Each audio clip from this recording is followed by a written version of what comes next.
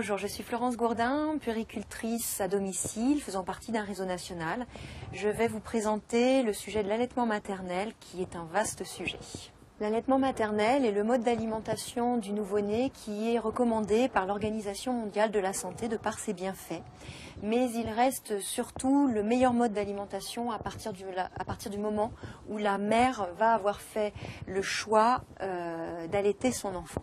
Une fois que la mère a fait le choix de donner le sein à son enfant, il est important pour moi qu'elle puisse se préparer à ce mode d'allaitement, et cela dès sa grossesse.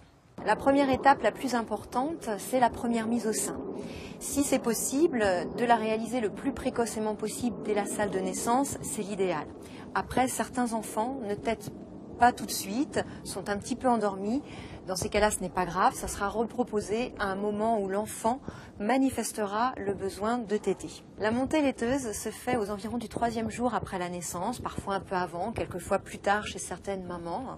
Il est important à ce moment-là que la mère ne se représente pas son sein comme un réservoir de lait, mais qu'elle comprenne que c'est la succion du bébé qui va déclencher l'arrivée du lait.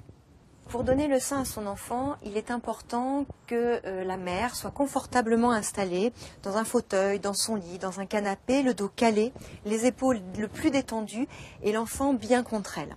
Face à elle, le plus face à elle possible, de façon à ce qu'il puisse attraper facilement le sein.